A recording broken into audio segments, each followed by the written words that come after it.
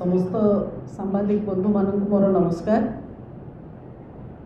आज ये मिश्रण पर्व मंचर उपस्थित राज्यसभा सांसद मानस कुमार मंगराज महोदय, पूर्वतन सांसद बालेश्वर रवींद्र कुमार जेना महोदय, राज्यसभा सांसद डॉक्टर सस्मित पात्र, मोर पुराणा कलिग बीजेडी मुखपात्र डॉक्टर प्रियव्रत माझी, आज आपण माने एते खोला हृदय मते बिजु जनता दल रे ग्रहण करिथिबारु आपण मानकु धन्यवाद जणाउची।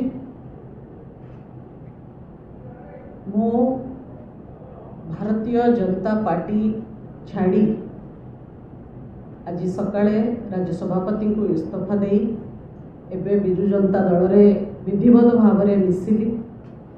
कौन सी चेंज केबे सहज न थाए, किंतु change is the only constant. जति कहती निरंतर जीवन रे अदल बदल होथिबो, आगु को आमको जीवा पाई बहुत परिवर्तन रो सम्मुखीन हेकिरी आगु को बढ़िबा को पड़िबो।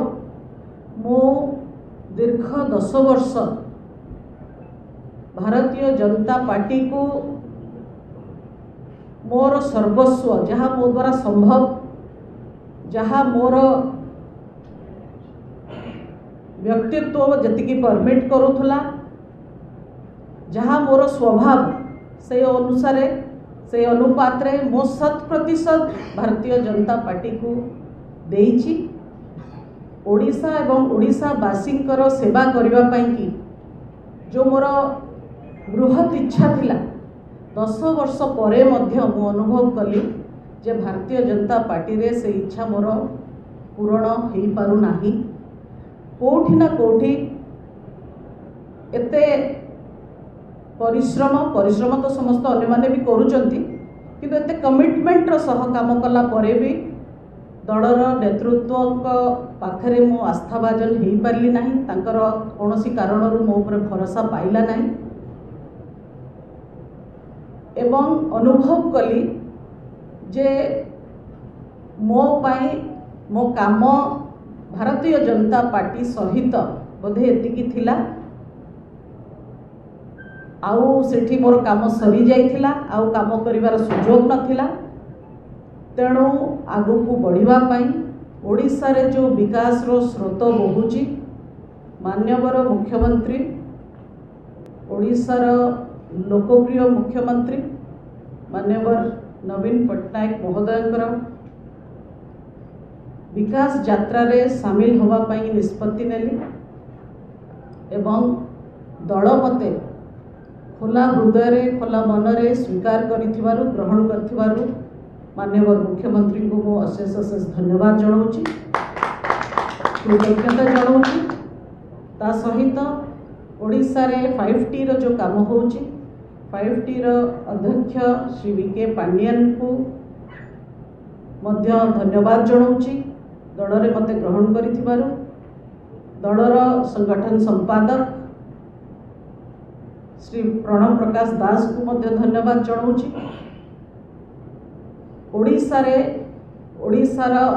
अस्मिता पाई जो निरंतर मान्यवर मुख्यमंत्री परिश्रम ओडिया जाति को विश्व स्तर रे परिचित करने पाई कि जो उद्यम रही से उद्यम को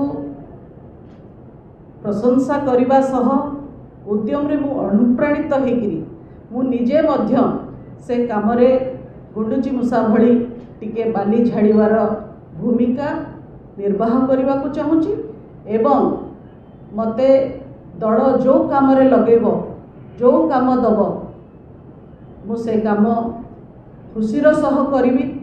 ओडिशावासी सेवा करने मोर राजनीति को आसवा पछरे प्रथम एटा ही उद्देश्य थिला।